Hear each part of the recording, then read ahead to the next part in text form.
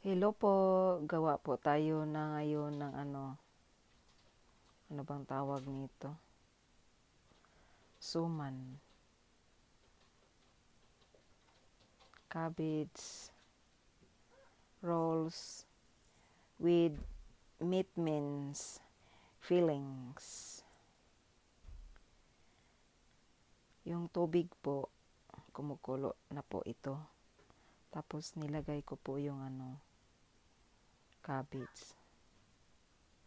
Hindi gaano ka lambot, katamtaman lang po para hindi siya mabutas po. Kasi ito po ay ibabalot natin sa bigas na may mga halong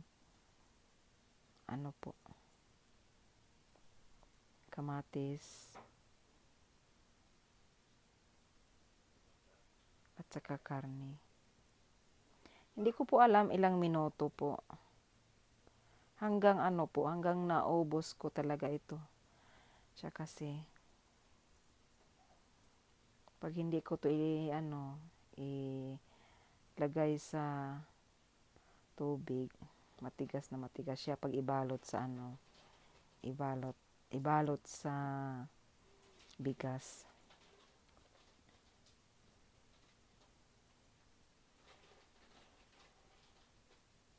Mainit pala po ito eh. Nakalimutan ko pala. Hello po, kumusta po kayong lahat? Magandang umaga, magandang tanghali, at saka magandang gabi sa inyong lahat po. At saka maraming salamat po sa mga nag-subscribe. Mayroon na po tayong 68 subscriber, 'di ba? Salamat ang marami. O ito na po yung stops. Niya, yung mga panghalo niya. Yung itim ng sibuyas, tinanggal ko po ito kanina. Ay, hindi pala. Mamaya tatanggalin ko po ito.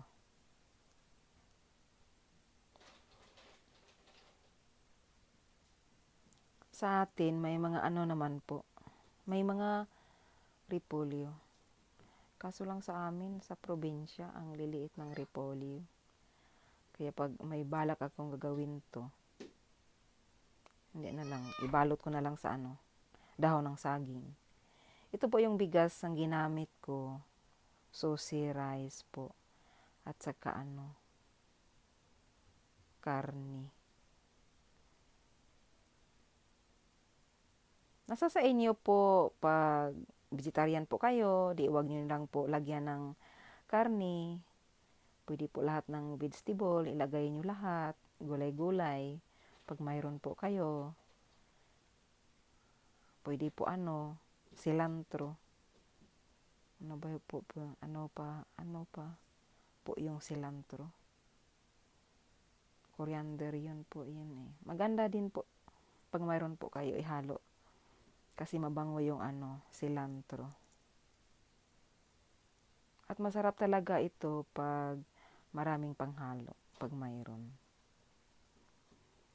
Mas maganda yung pinong pagkahiwa niya. Hindi katulad sa akin na malaki-laki, nagmadali kasi po ako kasi gabi na. At saka ginawa ko to, yung tulog na yung mga bata para walang nagano sa akin.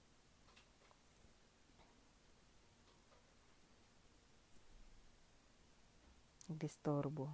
Ay, hindi pala. Ano ba po yun? Kasi pag gising pa sila, sasali sila dito. Kaya, hanggang umaga ako dito, pag gising pa sila. At saka po, olive oil. Nasa sa inyo po, ano pong oil ang ihalo nyo po. At maganda din po, pag mahilig po kayo sa maasim, dagdagan nyo po ng tamarin sauce. Or kung wala, lemon, dagdagan nyo ng lemon. Masarap din po ito pag maraming lemon. Yan, mix ko talaga yan hanggang lalabas na yung niya. Ano bang tawag noon, tubig niya. At saka hindi ako nag-glove sa kabilang kamay.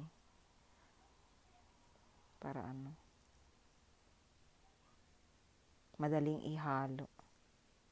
At saka po, kami lang po ito ang kakain.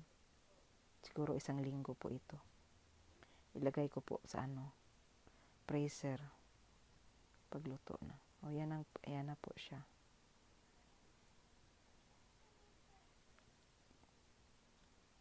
Mas maganda po pag 4, 5 kayo ang gumawa nito. Kasi mabilis talaga. Pag marami-rami yung gumawa. Pag ikaw lang mag-isa, okay na din po. Kaso lang, matagal matapos. Yan, inano ko talaga, yung mahigpit talaga siya para hindi makalabas yung bigas niya, at saka yung sauce niya. Kasi ang sauce po niya ito ay masarap pagluto na. At saka po pag may mahilig kayo sa itlog, pwede rin po lagyan niyo ng itlog.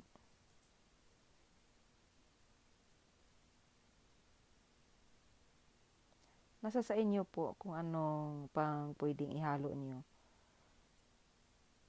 Basta mayroon po kayo na mga gulay-gulay po.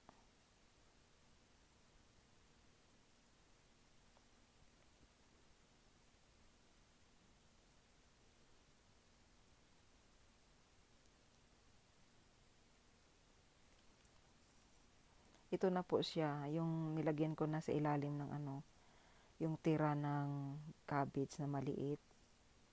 Hinahati-hati ko, tapos yan ang nilagay ko po sa ilalim sa puwet ng kaldero po para hindi po siya masunog po. Saka kamatis po, onions po. At pag may karni po kayo, yung po yun, yung may buto, masarap din po. Pang sa ilalim, para hindi siya masunog talaga. Pag mayroon po kayo. Pag wala, damihan na lang po ng onions.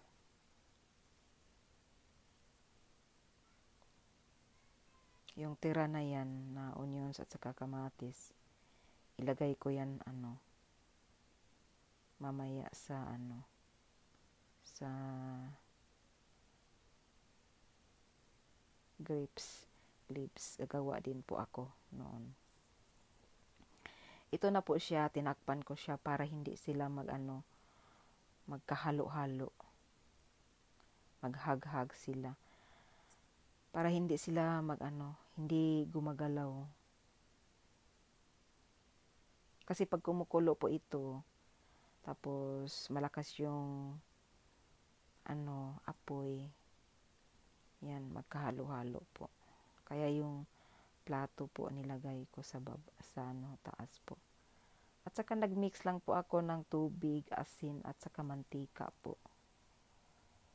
4 na tasa yata yung nilagay ko po .